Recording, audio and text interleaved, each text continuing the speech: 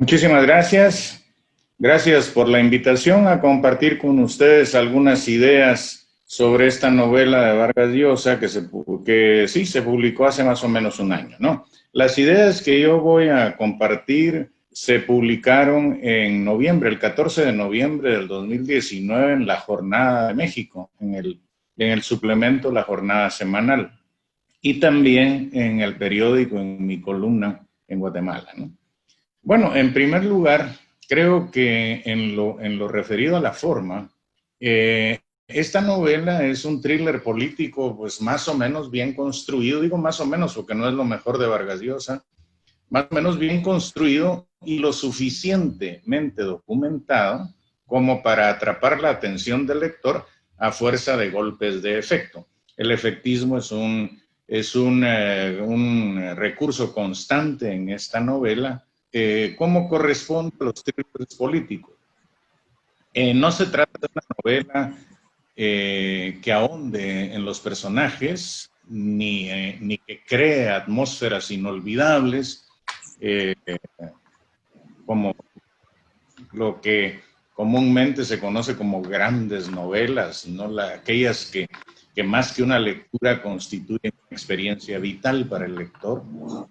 Y tampoco es una novela de temas que aborde temáticas de hondura filosófica, ni mucho menos, sino que se trata de una narración que se debe a un anecdotario nutrido, al cual se deben también las técnicas literarias que Llosa despliega a lo largo de la narración. Creo yo, conocido el hecho de que la novela está plagada de errores de lenguaje, de errores gramaticales, de errores geográficos, lingüísticos, sobre todo en lo referido a las hablas guatemaltecas. Y para el efecto me remito al artículo de Carlos López, publicado en La Hora de Guatemala el 29 de noviembre del 2019, en donde hace una lista de errores de este tipo del que yo he mencionado. Y de la ligereza escritural con que esa novela fue publicada, fue hecha y publicada. ¿Por qué es importante señalar estos errores? Porque hacen pensar en que no fue una sola persona la que redactó, sino varias, ¿no? De hecho, se pueden deducir diferencias estilísticas que indican la posibilidad de que haya habido varios redactores.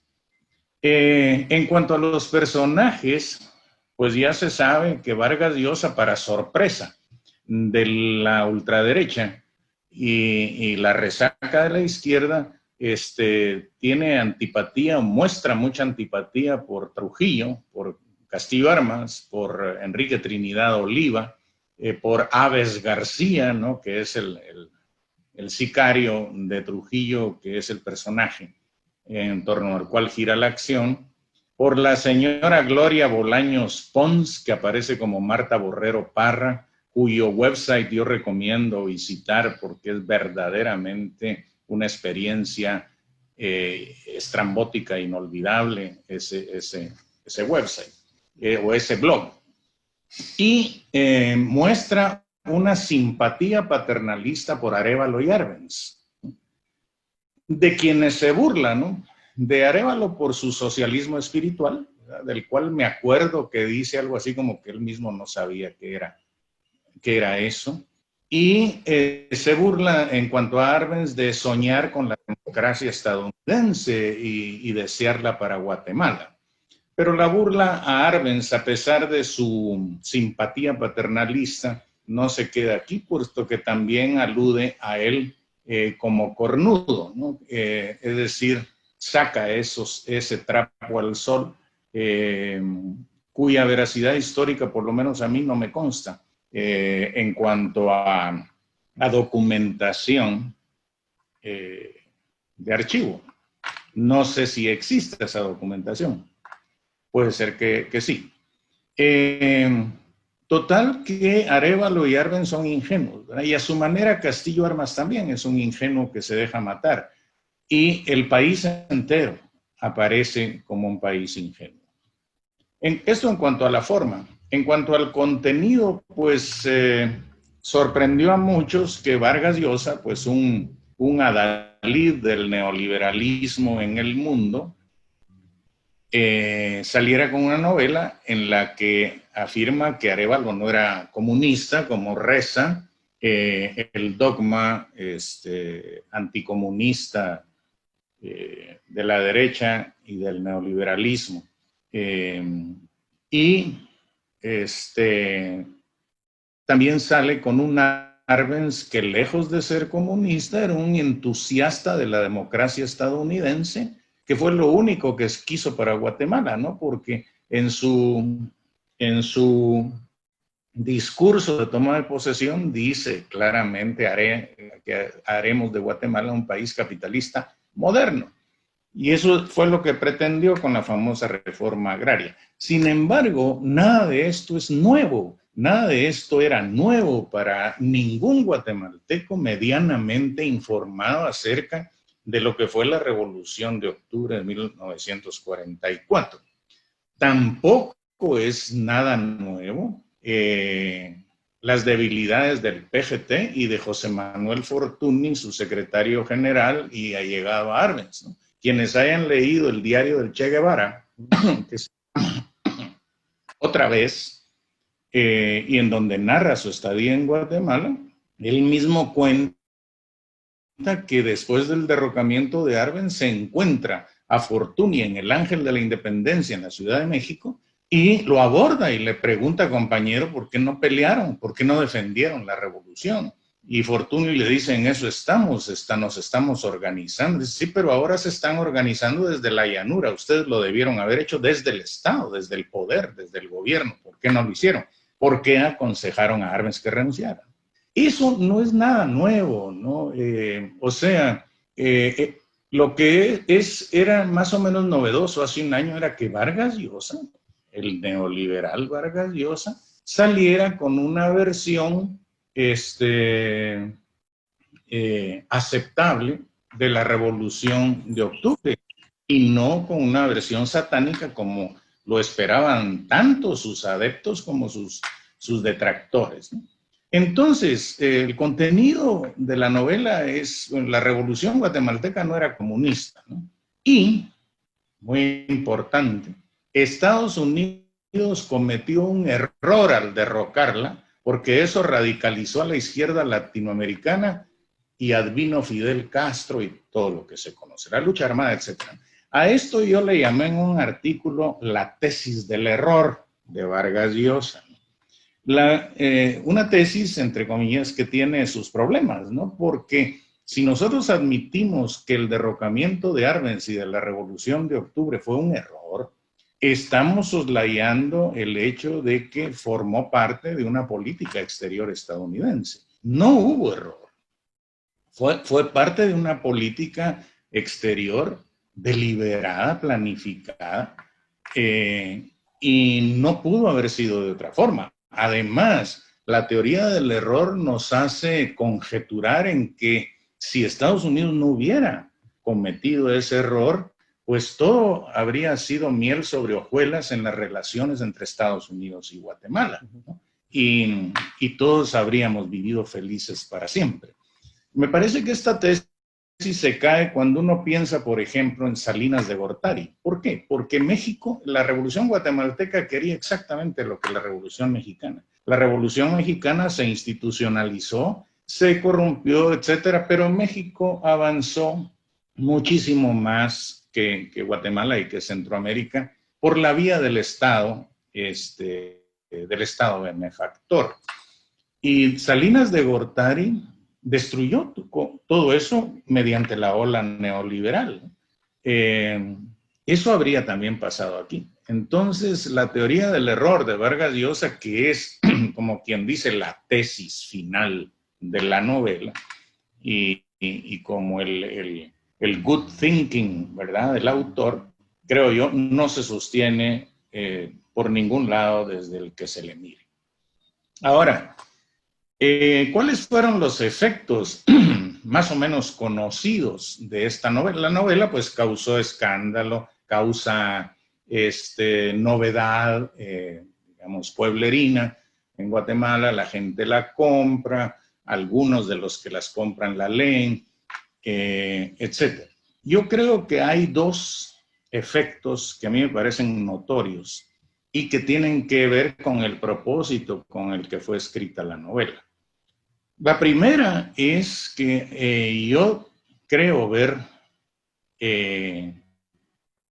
digamos, una cierta ansia de apropiación neoliberal de Arbenz y de la moderación política de derecha disfrazada de progresismo de izquierda.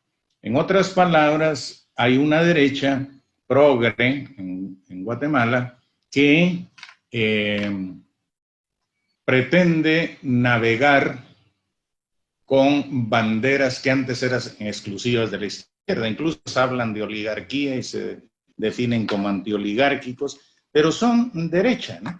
Y a esta derecha y la izquierda rosada, pues tienen linderos porosos, y me parece que apropiarse de Arbenz y de la Revolución de Octubre como un intento modernizador, como un intento democratizador, que eso fue lo que fue, pero ya no, y arrebatarle al pueblo esa memoria colectiva es redituable para esta derecha neoliberal progre moderada, que me parece, ahora que pase este asunto del estado de calamidad, etcétera, va a empezar a sacar la cabeza como oposición al desastre que es el gobierno de Yamatei.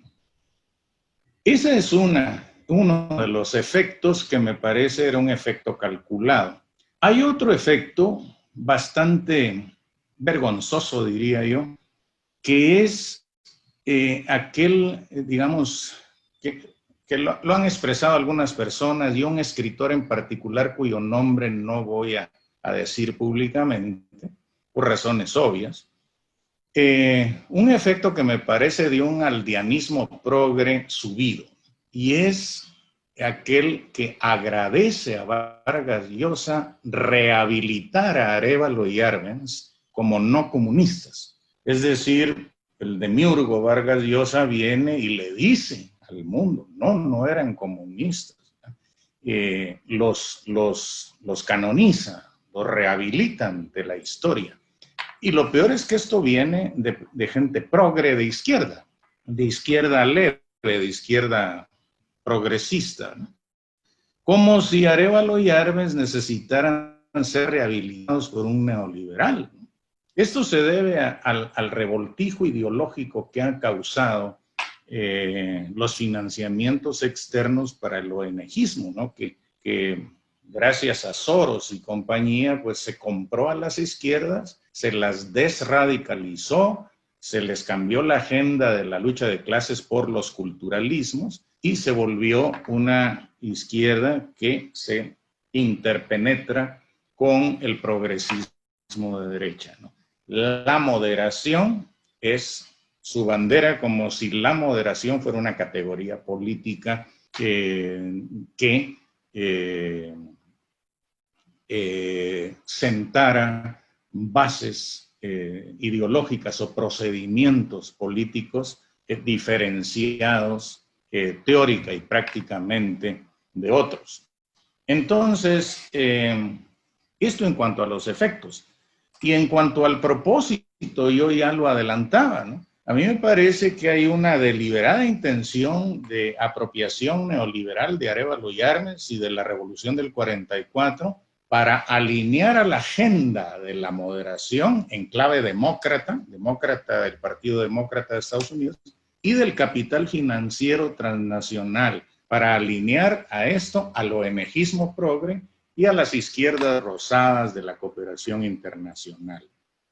Todo el mundo ha comentado que la fecha de publicación fue de oportuno marketing, ¿verdad? Porque fue en octubre del año pasado.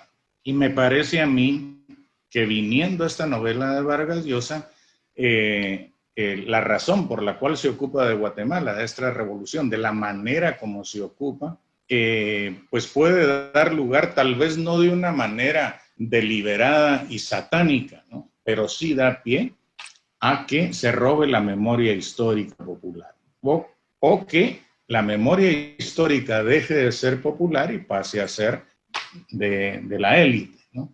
En aras de la moderación, ¿no? Porque ahora todo lo popular es extremista, es radical, ¿no? La izquierda se volvió extremista, radical. La bandera culturalista o enejista en la que las izquierdas se diluyeron es justamente la que enarbola la moderación y el diálogo entre izquierdas y derechas. Me parece que esta novela emblematiza esa postura ideológica y que, como dije al principio, se trata de una novela que no es, digamos, ni la sombra de lo que Vargas Llosa hizo en el pasado. Es una novela hecha a la carrera, es rápida, como les digo, está mal escrita y lo remito al artículo de Carlos López en el suplemento de La Hora, en la fecha que les conté, para que nos demos cuenta de los errores a menudo increíbles que puede cometer, que se cometen ahí, que no parecieran de Vargas Llosa, ¿no? Porque la diferencia ideológica con Vargas Llosa no impide que uno lo valore como escritor. Y tiene obras verdaderamente respetables, ¿no? Pero esta, sin duda, es una novela de segunda, viniendo de él, y me parece una novela hecha a la carrera, pareciera que por encargo para cumplir una tarea ideológica, ¿no? Que es trasladarle la revolución y a Arbenz, quitárselas de las manos del pueblo y trasladárselas a la élite vía moderación centrista o algo parecido. Eso es lo que yo tengo que decir. Muchas gracias. La pregunta de Víctor Hugo Ventura es interesante porque las élites de derecha de Guatemala reaccionaron de una manera desigual. Ellos esperaban que Vargas Llosa se alineara con el anticomunismo macartista que ellos profesan todavía de Guerra Fría, ¿no? Pero la postura de Vargas Llosa es de derecha moderada, neoliberal progre, y eso los desconcertó un poco. Además, creo que todos nos enteramos del lío que hubo cuando Vargas Llosa pidió presentar su novela en la Universidad Francisco Marroquín, y en la Marroquín le pidieron que enviara el texto para evaluar, para leerlo. Entonces él se ofendió y en respuesta consiguió el Teatro Nacional, ¿no? Como diciendo, yo se les estaba haciendo un favor, ahora me voy mediáticamente a un espacio más amplio, ¿no?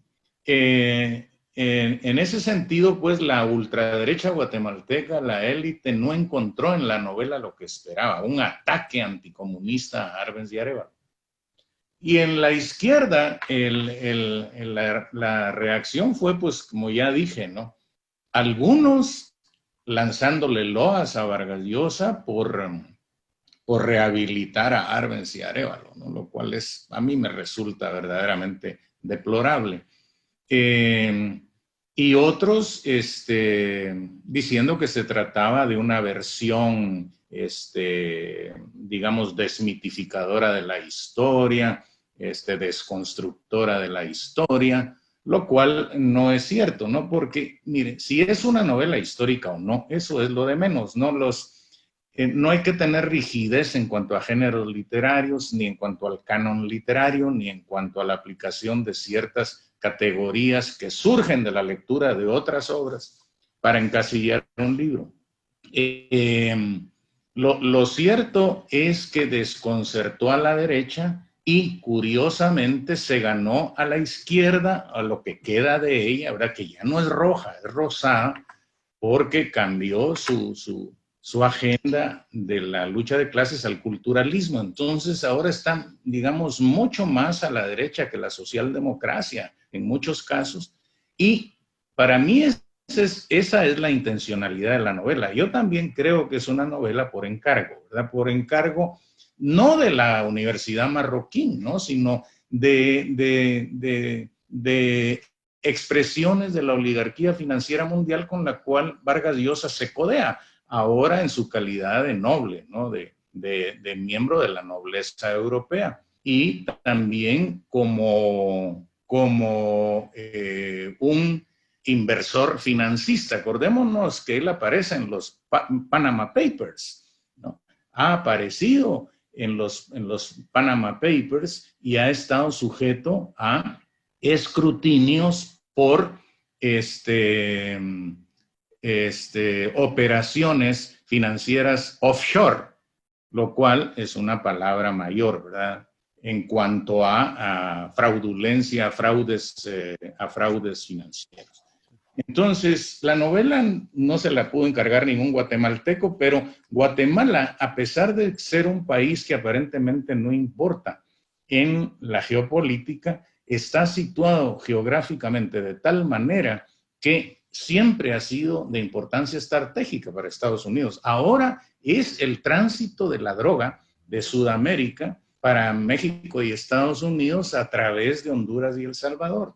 Entonces, siempre es necesario, geopolíticamente resulta necesario que Guatemala esté alineada con los designios geopolíticos. Entonces, no es raro pues, que Vargas Llosa, con su habilidad narrativa, porque es un individuo que sabe cómo construir una novela, sin duda, haya escrito esto. Pero no conjeturemos.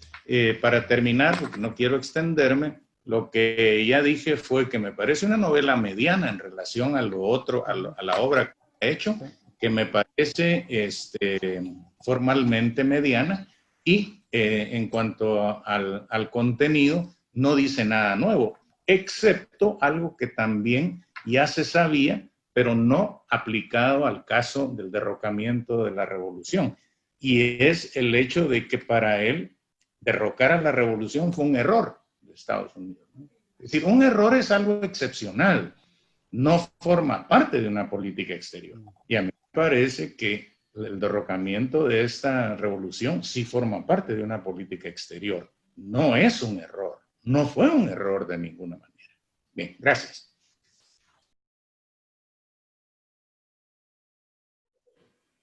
Bueno, muchas gracias de nuevo por la invitación. Solo quiero recordarles que efectivamente una novela es una obra de ficción, pero como decía Carlos, la literatura no es inocente y los escritores y los narradores mucho menos, ¿no? El mismo Vargas Llosa dice que un novelista es el que miente para decir la verdad.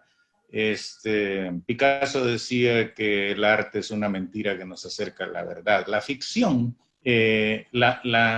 una ficción para ser efectiva necesita parecer verosímil. Entonces, la ficción es un juego, pero aunque no se le puede exigir exactitud histórica a la novela, sí la crítica tiene la responsabilidad de detectar intencionalidades en relación al contexto en que se escribe ese libro, ¿no?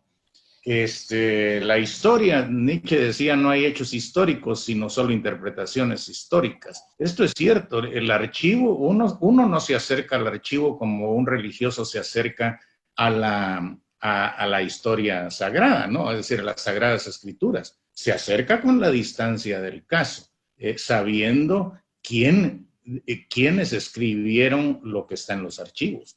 Entonces, estamos en un mundo, sí, de ficción, pero la ficción no justifica hacer lo que le dé la gana al escritor, entendiendo por eso una arbitrariedad en relación a la coherencia interna que tiene que tener primero la estética y segundo la historia, ¿no? Me parece que hay un elemento ético ahí, moral si se quiere. Entonces hay que tener esto presente siempre que se juzga una novela como esta, ¿no? Y repito, no importa si es histórica, si es ahora hay una mezcla de géneros, policíaco, detectivesco, histórico, todo se mezcla, ¿no? Y naturalmente la ficción en este caso está en la base. Pero me parece que para Guatemala esa novela, en primer lugar, hay que preguntarse por qué se ocupó de Guatemala, ¿no? Claro, él ha dicho cosas, Vargas Llosa ha dicho cosas en relación a que le pareció interesante, etcétera, etcétera, ¿no? Pero a mí me parece que es evidente la intencionalidad del libro y el sector político al cual favorece. Me parece que es evidente, pero en fin, eso nada más.